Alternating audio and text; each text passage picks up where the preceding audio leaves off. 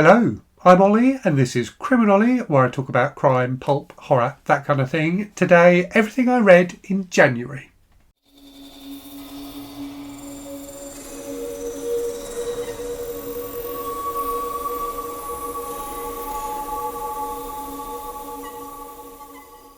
So we have made it to the end of January, and I've seen many people say on social media it has felt like a very long month, and it's also been a slightly disappointing month for me reading wise. It hasn't felt like a great start to the year. I have definitely read some good things, but there wasn't like a really outstanding book, I don't think, that I've read this month. There's a few things that I've really enjoyed, a few things that I thought were, genuinely really good books, but also quite a few just middling books. So I'm hoping that February will be a better reading month for me. I also didn't manage to get through all of the books I planned to read in January. So I had quite an ambitious stack of books to get through. I was taking part in the TBR-a-thon event hosted by Leandra from the channel Leandra the TBR Zero.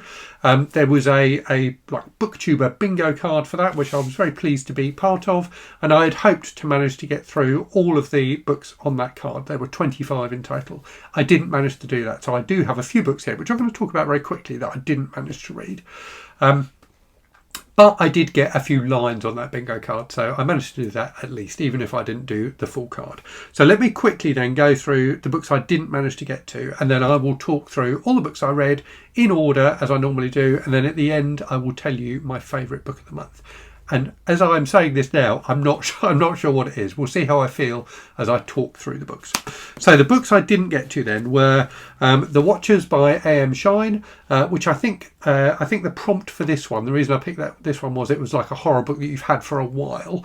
I do really still want to read this. I've heard lots of good things about it, so I will definitely get to this at some point. Next up then, A Dark Corner by Celia Dale. Again, I really want to read this. I've got this and another book by Celia Dale called A Helping Hand.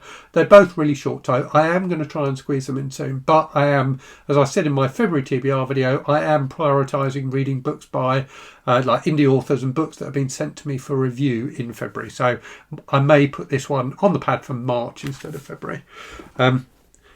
Next up, a book that was sent for me to review, so I think this will probably end up going in my loose pile for February. That's Tokyo Swindlers by Ko Shinjo, which looks like a really fun Japanese crime novel.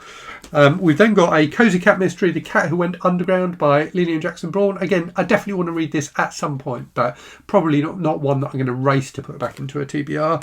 And then finally, Mycelia by J.J. Lincoln, which looks like a really fun, creepy horror novel about mushrooms. So this one I think I will try and get to in February. Right, let's get on to then the book. Oh, actually, and the one digital thing I meant to read this month, which I didn't manage to, was Goodnight Pun Pun, which is a manga. So one of the prompts was to read a manga that you've wanted to read for ages. Now, I thought this was available to me via my Viz Manga subscription, but when I looked into it, it turned out it wasn't. So I did consider replacing it with another manga volume, but I just didn't get around to doing that in the end. So that's something else that got missed out this month. Right, let's go through what I did manage to read then. So the first three are digital books. So the first of those was the book I read on New Year's Day, and it was a really nice way to spend New Year's Day. So it was The Murder of 12 by Jessica Fletcher and John Land. Jessica Fletcher clearly didn't actually write the book because she's a fictional character, but this is, as you may have guessed, a Murder, She Wrote novel. So focuses on Jessica Fletcher getting caught in a hotel in a snowstorm with a wedding party who gradually get bumped off. So it was basically like a Murder, She Wrote version of And Then There Were None by Agatha Christie. And it was really fun. It had a really high body count, had a decent mystery. I had a good time with it. It was a very pleasant way, as I say, to start the year. After that then, I listened to the audiobook of In the Dream House by Carmen Machado, which was great. This was really good. So a fascinating memoir about an abusive lesbian relationship, read by the author, which gave it like an extra power. I thought it was really excellently done. It's split into loads and loads of really short chapters, all of which talk about like use kind of pop culture references and things like that to make the point they are trying to get across. I thought it was like a very effective and fascinating and moving work. I really enjoyed it a great deal. After that then, some R.L. Stine. So I read one of the Goosebumps books, Night of the Living Dummy. Somebody did say in the comments the other day that I need to try some of R.L. Stine's Fear Street books. So they're kind of like his kind of more young adult series of books. I definitely do want to try those. I think I've read 1 or 2 Fear Street books, but not by R.L. Stine. So I do want to give those a try at some point. But yeah, Night of the Living Dummy was fun. I do enjoy the Goosebumps books. I was too old to read them as a kid, but I am enjoying reading them as an adult. So this one, as the title suggests, features a ventriloquist dummy that comes to life. And it was much like all of the Goosebumps books. It had lots of kind of false twists and things like that. Every chapter ends on a cliffhanger, most of which end up to be not what you thought they were at all. But yeah, very entertaining. I was slightly disappointed by the ending. I had something in my head that I thought R.R. Stine could have done, which he didn't do, which I personally thought would have been better, but still a fun read. Right, moving on then to some more kind of mass market like books, horror books for younger people. So I read some of these Sweet Valley High books. So I read these as a buddy read with MJ from the channel Reading This Life. We had previously read the Werewolf trilogy, which was called Love and Death in London or something like that, I think. This is a vampire trilogy set in Sweet Valley rather than in London. And this was fun to a point. So very much feels like a precursor to Twilight, so a very similar plot. So the Sweet Valley twins, if you don't know, live in California. They go to high school, and in this book, a mysterious, handsome, dark-haired boy turns up at the high school. Various girls in the high school, including one of the twins, become kind of obsessed with him. And at the same time as him turning up, a body gets found outside the local diner with puncture marks in the neck. So see if you can guess where it's going. So yeah, a vampire trilogy that I thought fluffed itself at the end. I thought the final book in this trilogy just didn't really work for me personally. The first 2 were quite fun and they kept the suspense and mystery going, but by the end, yeah, I didn't like what the author did with it at the end. The author, by the way, is Kate Williams. So Francine Pascal's name is on the cover. She is the creator of Sweet Valley High, but the books are actually written by an author called Kate Williams. Moving on then to more horror, and one I enjoyed a bit more than that, The Totem by David Morrell. So I did do a video talking about both this book and David Morrell's work in general. I think he's a fantastic writer of suspense thrillers. This leans heavily into the horror side of things, so about an outbreak of a weird disease in a small town and about the sheriff and a journalist trying to get to the bottom of it. Really creepy, a really interesting writing style that was quite fragmented at times, but I thought worked brilliantly. So yeah, I thought this was a really excellent, creepy, very suspenseful horror novel. Definitely worth checking out. After that then, I read the first book that I am reading for my project where I'm buddy reading with my dad his favourite books. So his 12 favourite books. We're doing one a month. So the first book was Manalive by GK Chesterton. So I am intending to do a video talking about this book a bit more. I'll be honest, I didn't love it. I'm certainly not as big a fan of it as my dad is, but it was an interesting book. So it's kind of a comic novel with a bit of kind of religious philosophy thrown into it, I suppose would be the way to describe it. About this strange boarding house filled with interesting characters. This guy turns up out of nowhere and kind of turns things on their head a bit in the boarding house. There ends up being a trial into things that have gone on, which digs into various kind of philosophical theories and things like that. So it was an interesting book, but I felt like it was a book driven too much by its desire to have a message and not enough by the kind of intrinsic humour of the events in the book. So definitely a fun read at times, but I didn't love it overall. After that, another book that I've done a review of on the channel, Terrifier 2 by Tim Waggoner, the novelisation of the movie. I thought this was really, really good. It was a lot better than I expected it to be. So I'm a fan of the Terrifier films. I know a lot of people aren't, but I've seen the first 2 and I enjoyed both of them. I thought this was a great novelisation, a great book adaptation of that second movie. It manages to capture the tone of the movie, that kind of mix of extreme horror and humour. I thought Tim Waggoner did a great job of that. He also manages to portray the family that are central to this story in a really engaging way. I thought they were done well in the film. I think they were done even better in the book. So they were fun and interesting to read, and you really do come to care about them. So I thought this was really, really good. Next up then, something very different. So Smitten by Janet Evanovitch from the Love Swept series. So this was a kind of comic romance about a single mum who decides to get a job working on a building site and falls in love with the guy who runs the building site, basically. So there was some nice humour in here. The romance in this book was okay. It wasn't fantastic. There wasn't enough tension for me in that romance. They get together in pretty much the second chapter, I think, and stay together throughout the book until there's a bit of a wobble near the end, and then they very quickly get their relationship back on track again. So I like a bit more tension in my romance novels. There was some good humour in this. It was just nice and cosy and quite fun. There was a very weird subplot that ends up dominating the second half of the book about a flasher, which was a little bit odd and uncomfortable and unnecessary, I thought. But overall, it was okay. This is definitely one of the books of the month that was an okay read, but not a brilliant read. Right, moving on then, a book that seems to divide people a little bit. So this is The Green Man of Eshwood Hall by Jacob Kerr. So this is kind of a folk horror novel. It was certainly marketed as a folk horror novel, but I think it's more just a book about Britain, like rural Britain in the 50s. It's a coming of age story about a girl and her family who moved to this village. There's a local manor house, and there's some weird stuff going on at the manor house. There's a ghost, and there's also this character of the Green Man.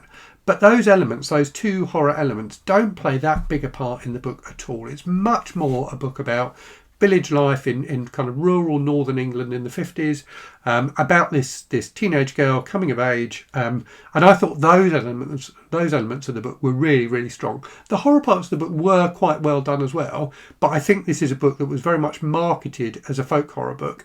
I believe someone in the comments said in the States it was compared to the movie Midsummer, and it's nothing like that level of horror at all. It's a much more gentle kind of book. So I actually enjoyed it a lot.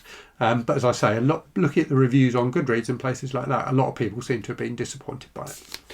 Right, moving on then into a string of more disappointing books. So the first of those, and maybe this book wasn't disappointing because I knew this book was going to be bad. I read the first book in this series and really didn't enjoy it. So I'm not even sure why I read another one, but I did.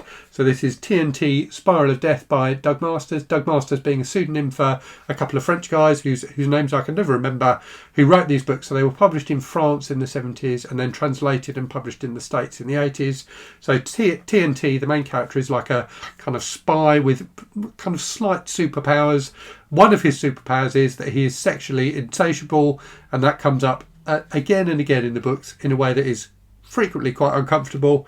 So yeah, this was just a trashy kind of thriller without a very good plot, without very good action scenes, with a lot of slightly weird and uncomfortable sex. So yes, overall, didn't really enjoy it. Moving on then, another disappointing book, and again a book I shouldn't have been disappointed by. In fact, I think I probably enjoyed this book more than I expected to. So the book is The Crucifix Killer by Chris Carter. This is one of his Robert Hunter series of like serial killer novels. In fact, it's the first in that series. So I'd read a later novel in the series a few years ago and didn't enjoy that. So I went into this book with low expectations, and all the things I didn't like about that other book were true in this book. The plot is just bonkers and not in a particularly good way. There's loads of plot holes. The writing is terrible. Chris Carter seems to just overwrite everything. He describes things to the nth degree when it really isn't necessary and really doesn't advance the plot or your understanding of the story and the characters at all. So this is a book that felt like it just had far too many words in it. But at the same time, there was something kind of trashily enjoyable about it. It's kind of got the vibe of like a 90s TV movie serial killer type thing. So the central villain, the Crucifix Killer, is this killer who goes around crucifying people. The main character, Robert Hunter, who's this detective in LA, has had a run-in with the Crucifix Killer before, had apparently caught and imprisoned them, but they've come back, and the book starts with them kidnapping Hunter's partner and holding him with a bomb, and Hunter has to go in and try and defuse the bomb, things like that. So it's all really overblown and silly, and I did actually, despite myself, end up quite enjoying it. But at the same time, it's definitely not a very well written book. So I guess I have mixed feelings about it, but I think I enjoyed it more than I expected to. Next then, a cosy mystery rather than a serial killer mystery. So Agatha Raisin and the Walkers of Dembley by MC Beaton. So I think this is the 4th Agatha Raisin book I've read in fairly quick succession, and I think it will be the last I read for a little while. I do enjoy these books. There's something nice and cosy about them. They are set in a village in the Cotswolds. Agatha Raisin is an enjoyable character. So she's this kind of slightly abrasive businesswoman who's given up her job and retired to like chill out in this village. And every book there's a murder that she has to get involved in solving. But the books are very, very samey, and I think I've just exhausted my interest in them for now. I'm sure I'll go back to them at some point. I do have a stack of them. But yeah, this will be the last one I read for a while. It wasn't necessarily any worse than the previous books in the series, but I just didn't particularly get into it, if I'm honest. This one, I should say, the plot is about a local landowner being found dead, and there's a walking group who are kind of implicated in that murder. Next up then, another disappointing one, The Sisters Brothers by Patrick DeWitt. So this was the group read for my book club, the CriminOlly book club this month, which I run for my patrons and channel members. Some people in the group read did really enjoy this, but I think the majority of people had similar feelings to me, which were that it just wasn't great. So it was just a book that was really difficult to get into. So it's a Western about these two brothers, the Sisters Brothers. And there's a lot of kind of comedy in the book. And there were lots of parts of the book that I thought were really nicely written. So in the same way as Manalive by GK Chesterton, I thought I had some lovely writing in it and some great comic writing in it. The Sisters Brothers did too. There were some passages that really made me grin. But overall, I just didn't engage with the story and the characters. So it's a kind of typical Western story. So these guys are on a mission to track down this guy and like claim a bounty basically for him. So they've got this boss who orders them to do things, and he's ordered them to go and find this guy. So it's quite an engaging kind of Western style plot, but I just never really got into it. And again, like Manalive, it felt like a book where the author was trying to be smart, trying to convey a message, and had kind of forgotten about the need to tell the story in a fun way along the way, for me personally anyway. Next then, another book. So I did do a review of this one on the channel. Another disappointing one, The Deep by Nick Cutter. So this is a horror novel set largely in a like science lab at the bottom of the Marianas Trench. The science lab is there to try and get information about this weird substance that scientists believe can save the world and save everyone from this new disease. And this guy, who's the brother of a scientist who's in this science lab, the government have lost contact with the lab, so this brother gets sent down to try and figure out what's going on. There's a lot of like really good creepy horror in this book. There's a lot of really good body horror in this book. It was very tense and unsettling at times. But overall, as I said in my review, I just felt like Nick Cutter tried to cram too many things into it. It just felt like a bit of a mess and a jumble at times. And the ending I thought was really bad as well. So overall, a disappointing read for me. Next then, a couple of things that were much more fun. So I did end the month with some more enjoyable stuff. So first of those was The Comeback by Abby Gaines, which is a NASCAR. I got this word wrong in my weekly wrap-up video as well. A NASCAR romance from Harlequin, which is where the Q in NASCAR in my brain comes from. So this is part of this like long-running series of books set around the world of NASCAR, each of which has a different romantic relationship at the heart of it. This one is about a relationship between a woman who does PR for one of the NASCAR teams and a racing driver who's had a bad few months basically and is trying to make a comeback. And it was just a fun, enjoyable romance. The kind of background, all the supporting cast of characters I thought were well done. The actual romance I really enjoyed. There was a decent amount of tension in it. So yeah, just a fun, light, entertaining read. I do really enjoy these NASCAR romances, despite knowing absolutely nothing about NASCAR. So yeah, that was a fun read. After that then, I read Immortal Pleasures by V. Castro, which was not fantastic, but definitely enjoyable. So a very, very spicy, very sexually explicit vampire novel about this Mexican vampire called Manalive, who has been around for centuries. So a lot of the book is like reflecting back on her life and is set in different periods of history, which was quite interesting. She's on a mission to uncover this kind of MacGuffin basically to get this particular thing. So a lot of the book covers that, but there is like that there is an almost overwhelming amount of sex in this book, and I'm someone who's not a huge fan of reading extended sexy passages in books. I think they're okay, but I tend to kind of skip them a little bit. So I didn't love this as a result of that, but a lot of the vampire lore stuff I thought was really well done. If you like spicy stuff, I think you'll definitely enjoy this. Manalive was a really good, solid central character. There's some good kind of horror in here as well. So overall, a fun, entertaining read, but not my favourite of V. Castro's. And then finally, actually no, not finally, I've got two more to talk about. So first of those is The Vengeful Virgin by Gil Brewer. This is a book originally published in the 50s, a really enjoyable noirish thriller about a guy who gets wrapped up with this girl. They conspire to murder her stepfather, and it's about that kind of spiralling out of control. So a very typical kind of noir plot, but Gil Brewer's prose was really fun, enjoyable to read. There were some nice twists in this book, and I loved the ending. The ending I thought was absolutely fantastic, so I enjoyed that one a lot. And then finally, The Sentries by Ed McBain, my favourite writer of all time. Definitely not, I would say, my favourite Ed McBain book of all time. I really do prefer his 87th Precinct Mysteries, but this was still good. So this is a thriller. It's about a militia group who try and take over a small town in the Florida Keys. They've got their grand plot in mind, and I won't spoil what that plot is, but you gradually understand more of it as the book progresses. So it's about them invading this town and holding the townspeople captive, basically, and the townspeople starting to fight back. So it was a nice premise for a thriller. There were some great scenes set on boats that were really tense and enjoyable. So overall, it was good, but definitely not my favourite. Definitely not my favourite of McBain's books. But if you fancy a 60s, so written in 65, so that kind of, the fact it was a period thriller with a plot that you can imagine being used today. I can imagine a film company buying the rights to this book and making it today. So it was a very, very solid plot, but the 60s setting was quite interesting as well. So yeah, that was a fun read, but not fantastic. So what's my favourite book of the month then? I'm still not sure. I think it's probably, I'm going to go with In the Dream House by Carmen Machado. I really did think that was an excellent book. So not the kind of thing I normally read by any means, but just very, very well done. Fascinating seeing into someone's life in that way. As I say, it was a memoir, and it was brutally frank and honest about the author's relationships and about her own shortcomings as well. So I really did think it was very, very good and beautifully written as well. So yeah, that's my book of the month this month.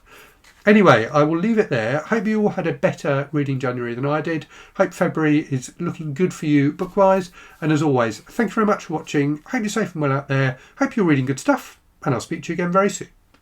Cheerio.